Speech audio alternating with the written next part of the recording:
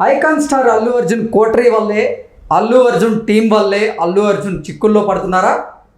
Allu Arjun team Allu అర్జున్ని తప్పుదావు పట్టిస్తున్నారా అంటే అవుననే సమాధానం ఇస్తున్నారు కొంతమంది సినీ రాజకీయ విశ్లేషకులు.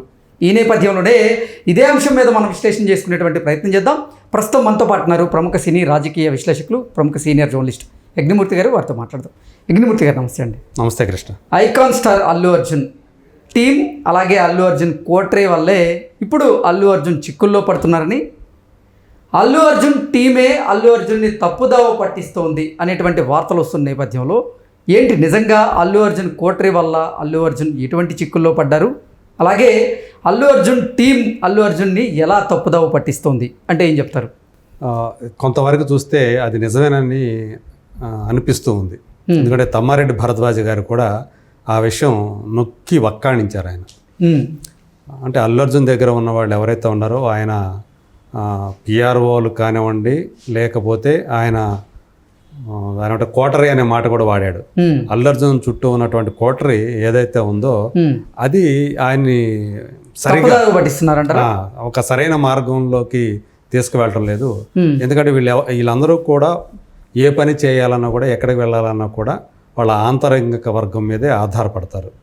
అక్కడ మనకి సరైన వ్యక్తులు ఉంటే సరైన దారిలోనే మనం కూడా వెళ్తాం. అక్కడ సరైన వ్యక్తులు కనుక లేకపోతే అది వక్రమ మార్గంలోకి వెళుతుంది. దానివల్ల చిక్కులు కూడా తప్పవు.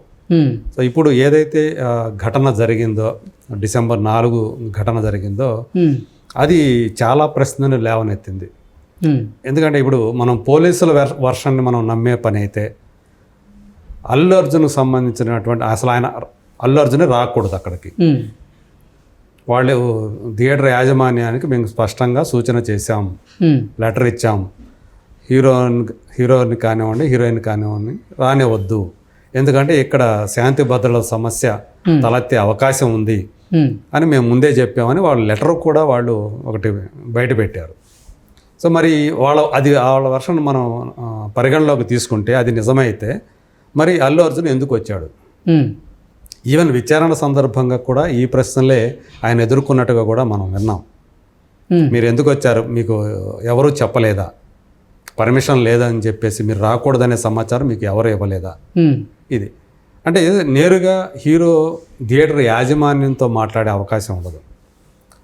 ఆయన ఉండేవాళ్ళు, ఆయన అసిస్టెంట్లు, ఆయన మేనేజరు, వీళ్ళే కదా డీల్ చేసేది ఏదైనా సరే. హీరోకి సంబంధించి సినిమా డేట్ల దగ్గర నుంచి, పారితోషికాల దగ్గర నుంచి ఇవన్నీ కూడా చూసేది ఎవరు?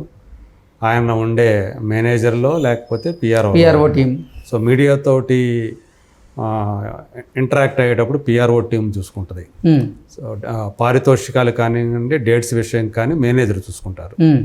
సో ఇక్కడ వచ్చేటప్పటికి ఈ ప్రోగ్రాంకి రావాలి వద్దనేది ఈ అందరి సమన్వయం, కోఆర్డినేషన్ ఉండాలి. ఎగ్జాక్ట్లీ నేను అదే అడుగుదాం అనుకుంటున్నా సార్. ఏంటి అసలు అల్లు అర్జున్ టీంలో సమన్వయం లోపించిందా? ఆ సమన్వయం లోపం వల్లే అవును అసలు ఇప్పుడు అల్లు అర్జున్ చిక్కుల్లో పడుతున్నారా అంటే ఏం చెప్తారు?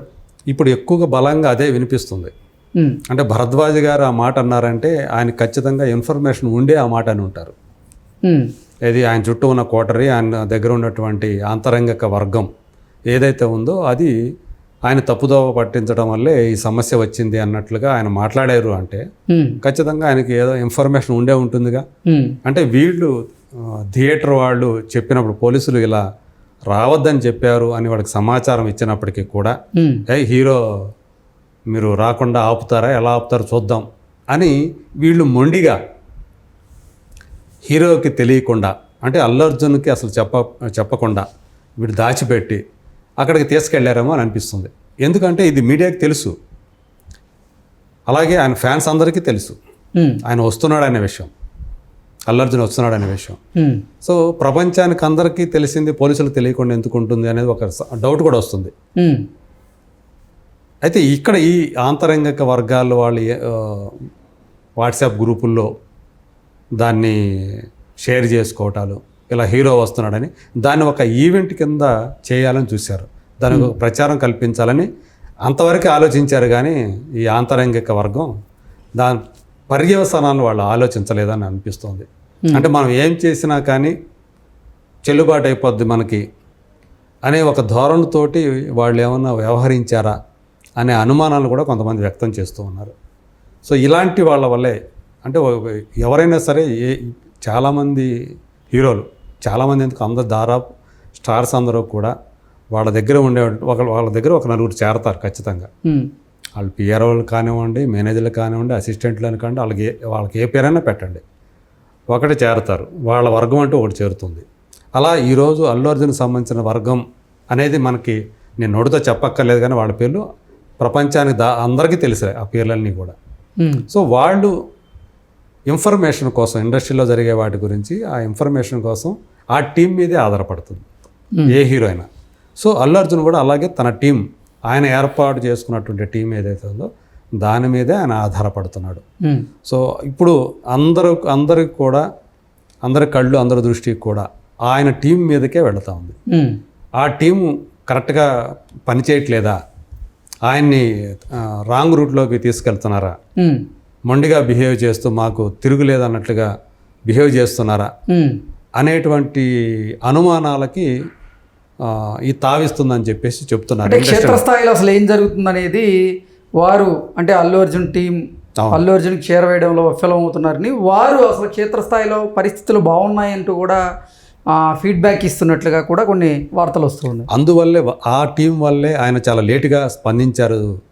జరిగిన దుర్ఘటన రేవతి ఇష్యూ సంబంధించి చాలా లేటుగా స్పందించారు. ఆ లేటుగా స్పందించడంలో కూడా టీం పాత్ర ఉంది అనేది కూడా వినిపిస్తూ ఉంది. సో ఏదేమైనప్పటికీ కూడా అంటే ఆ విషయం జరిగిన తర్వాత ఉదంతం ఆ దుర్ఘటన జరిగిన తర్వాత దాన్ని ఒక ప్రాపర్ వేలో ప్రజలకి తెలియజేయటంలో అల్లు అర్జున్ ఫెయిల్ అయ్యాడు. ఆయన ఈ విషయంలో అల్లు అర్జున్ ఫెయిల్యూర్ వెనక ఆయన పర్సనల్ టీం ఉంది అనేది మాత్రం బలంగా వినిపిస్తుంది, ఇప్పటికీ వినిపిస్తూ ఉంది. సో అందుగురించి అల్లు అరవింద్ లాంటి మనం అందరికీ తెలుసు, అల్లు అరవింద్ ఆయన ట్రబుల్ షూటరు. బయట వాళ్ళకే ఎన్నో సందర్భాల్లో ఆయన సాయపడిన సందర్భాలు ఉన్నాయి. అలాంటిది తన సొంత ఇంట్లో ఇలాంటి తన కొడుక్కే ఒక స్టార్ హీరో ఇలాంటి సమస్య వచ్చినప్పుడు ఆయన ప్రేక్షక పాత్రలో ఉండిపోవాల్సి వచ్చింది. చేష్టలు ఎడిగి చూస్తూ ఉండిపోయాడు. ఆ రోజు అల్లు అర్జున్ ప్రెస్ మీట్ పెట్టినప్పుడు కూడా ఆయన మాట్లాడిన తర్వాత కూడా అంటే ఆయన మనం క్లియర్గా చూసాం. మనం ఒక నోట్లో ఒక బుక్ పెట్టుకొని ఒక నోట్ ప్యాడ్ దాంట్లో రాసుకున్న అంశాలను ఆయన చెప్తూ వచ్చారు. అది ఎవరు డిక్టేట్ చేశారని కాదు, ఎవరు రాసిచ్చారు, అది కూడా పర్సనల్ టీమేనా లేకపోతే లీగల్ టీమా, ఇది చాలామందిని ఆ రోజు అంతా కూడా క్వశ్చన్ మార్క్ అందరికీ కూడా. అల్లు అరవింద్ కూడా మాట్లాడుతుంటే కొడుకు మాట్లాడుతుంటే ఆయన ముఖం చూసినప్పుడు కూడా చాలా సందేహాలు కలిగినాయి. ఆయన కూడా ఆశ్చర్యపోతూ చూశారు. షాక్ ఆయన మాట్లాడే కొడుకు మాట్లాడుతుంటే ఆశ్చర్యపోతున్నట్లుగా ముఖం పెట్టి ఆయన చూస్తున్నాడు కొడుకుని. సో అప్పుడు అలా ఎవరో రాసిచ్చిన దాన్ని చదివే పరిస్థితి ఎందుకు ఆయనకి? ఆయన సొంతంగా ఇక్కడ కూడా ఆలోచించలేని పరిస్థితిలో ఉన్నాడా? ఇంత 40స్లోకి వచ్చాడు ఆయన కూడా, మరి చిన్నపిల్లాడు ఏం కాదు కదా, మెచ్యూరిటీ ఉంది కదా తనకి. సో ఆ ఒక పరిణతితోటి ఎందుకు ఆయన వ్యవహరించలేదు? మాట్లాడింది కూడా అలా ఎందుకు మాట్లాడాడు? రేవంత్ రెడ్డి గారు అసెంబ్లీలో ఒక ప్రకటన చేసిన తర్వాత అక్బరుద్దీన్ అడిగిన దానికి సమాధానంగా ఆయన ప్రకటన చేయాలని కోరినప్పుడు ఆ ఉదంతం మీద ఆయన ప్రకటన చేస్తూ అల్లు అర్జున్ మీద చాలా అభియోగాలే మోపాడు. ఆయన చాలా తప్పు చేశాడు అల్లు అర్జున్. అలా ఆయన రావటం వల్లే, ఆయన రోడ్ షో చేయటం వల్లే ఇదంతా కూడా జరిగింది. ఆ తర్వాత కూడా మళ్ళీ ఆయన థియేటర్ నుంచి బయటకు వచ్చిన తర్వాత కూడా మళ్ళీ అలాగే చేశాడు అని ఆయన ఏదైతే చేశాడో అప్పటికప్పుడు ఆయన డెసిషన్ కూడా చెప్పడం, బెనిఫిట్ షోలు టికెట్ల రేట్ల మీద కూడా స్పందించడం, దీనికి వెంటనే ఆయన అదే రోజు ప్రెస్ మీట్ పెట్టి మాట్లాడాలనుకోవడం తప్పైతే ఆ ప్రెస్ మీట్లో ఆయన మాట్లాడిన విధానం కూడా చాలా ఏమాత్రం కరెక్ట్గా లేదని చెప్పి చాలామంది అభిప్రాయపడ్డారు. సో దీని వెనక అంతా ఉంది ఆయన దగ్గర ఉంటే ఆయన పర్సనల్ టీమే అని చెప్పేసి చాలామంది ఇండస్ట్రీ వర్గాలందరూ కూడా భావిస్తూ ఉన్నారు.